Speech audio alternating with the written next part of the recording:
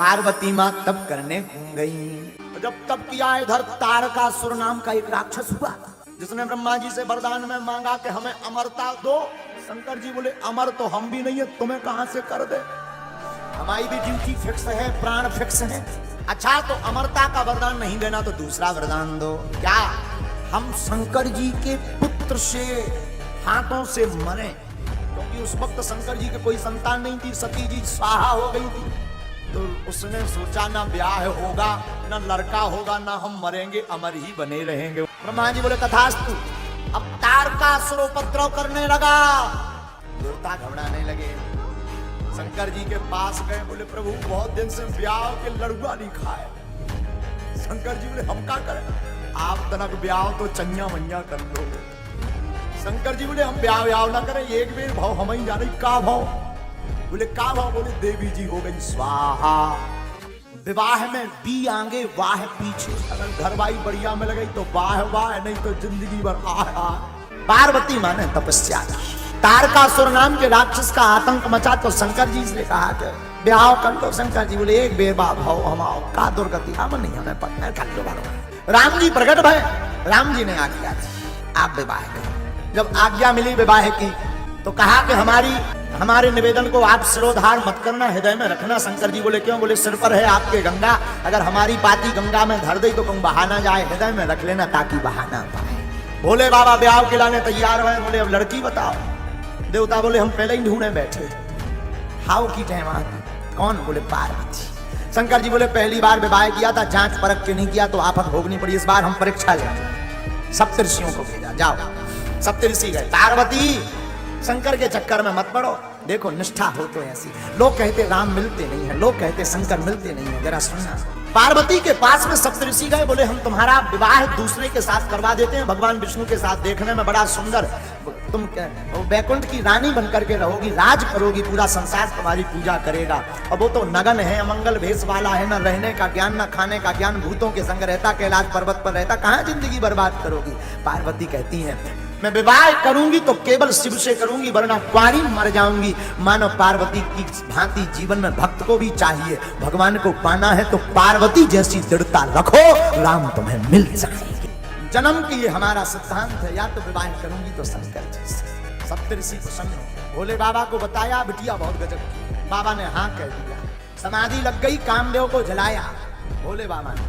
बाबा विवाह को तैयार होने के पहले स्वयं बटू ब्राह्मण का भेष धारण करके गए पार्वती के पास, खूब उपदेश दिया, समझाया, मत करो, शंकर के चक्कर में मत पड़ो। अपने ही मुख से शंकर जी अपनी बुराई कर रहे। बोले महाराज आप अगर विवाह का ठेका लेते हो तो हमारे जैसी तो अनेक कन्याएं हैं भारत में, बर हैं, उनके ब्याह करवाओ, हमारे चक्कर में ना पड़ो, हम तो विवाह करेंगे तो भोले बाबा के साथ, नहीं तो नहीं। बाबा मुस्कुरा गए, माँ भी मुस्कुराई, बाबा भी मुस्कुराए, प्रकट हो गए। देवी तुम जिनके लिए तपस्या कर रही वही हम शिव हैं, तुम्हारी तपस्या से हम गदगद हो गए। आज तक हमने मांगने पर लोगों को धन दी, दौलत दी, पुत्र दी, संपत्ति दी, आयु दी, नाम दिया, यश दिया, कीर्ति दी, पर धन्य है पार्वती, तुमने ऐसी तपस्या की कि हमने अपने आप को ही तुम्हें दे दिया। देवता प्रसन्न भय, गदगद भय। क्यों? बाबा ने विवाह के लिए हाँ कह दिया। देवता बोले अब तो ब्याह के रसगुल्ला खबने। सब देवता बारात की तैयारी करने लगे, अपने अपने वाहनों को सजाने लगे। जमराज का वाहन है भैंसा, लगो जमराज रगड़ में, आज करिया से गोर ना कर दिया तो हमार नाम नहीं भैया। रगड़ में लगो, बोलो शैम्पू साबुन। भैंसा भी बोला सरकार आज का गड़बड़ हो गई। जमराज बोले कुछ गड़बड़ नहीं भाई, चुप खड़ा रहे। क्यों? आज जो हमने करिया से तुझे गोर ना कर दिया तो हमार नाम नहीं, आकर गड़बड़ क्या? बोले आज बारात में चलना। किसकी? भोले बाबा की। इंद्र अपने हाथी को तैयार करने लगा, ऐरावत नाम के हाथी को रगड़ रगड़ के सफेद था और सफेद कर दिया, फूल माला करने लगी।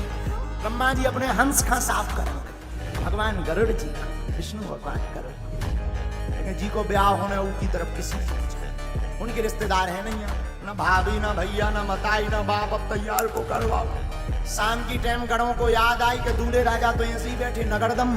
नंदी बोले सरकार आज आपको ब्याह है। बोले बाबा बोले है तो, बोले कम से कम तैयार तो होगा। शंकर जी बोले कहाँ होने चलो। नंदी बोले जौन है साहब के चल रहे यहाँ कह रहे को अपनी बिटिया नहीं देना, उल्टे रसगुल्ला और फेंक के मार। शंकर जी बोले तो क्या करें? कछु मुकुट ले आए। शंकर जी बोले नहीं जरूरत नहीं, बाहर खुले हैं कामदेव को भस्म किया तो भोले बाबा के बाल खुल गए। बोले इन्हीं को समा। जटाओं को लिया शंकर जी के गणों ने, बड़ी बड़ी जटाओं का मुकुट बना दिया। बोले आ गजब हो भैया, आप लोग मुकुट को काम तो खत्म हो, लेकिन एक गड़बड़ हो गई। बोले क्या? भृंगी बोले दूल्हा का पहचान है सेहरा। नंदी बोले ये सेहरा कैसा होता है? बोले लंबो लंबो लटको रात के ऊपर। अब सेहरा कैलाश पे कहां से मिले? नंदी बोले चिंता मत करो।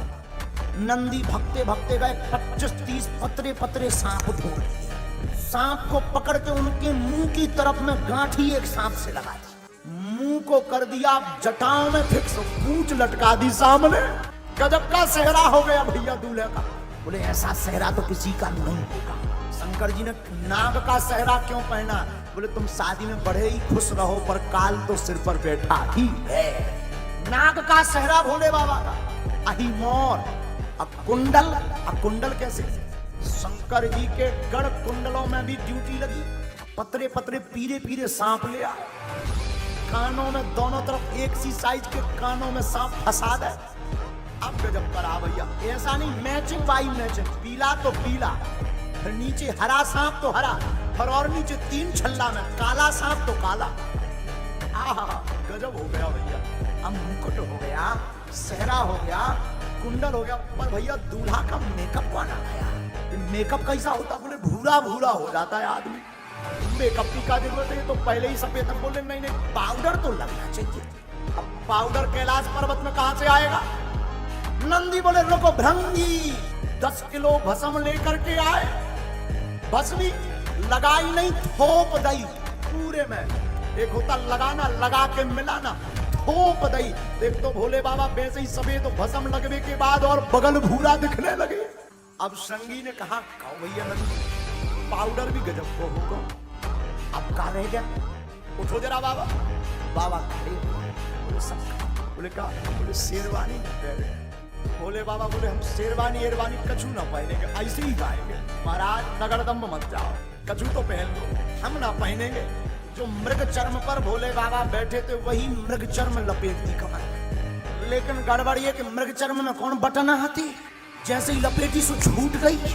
अब नंदी ने कहा क्या करें? बोले एक गढ़ की ड्यूटी लगाओ, पकड़े ही लावे पूरे ब्याह भर।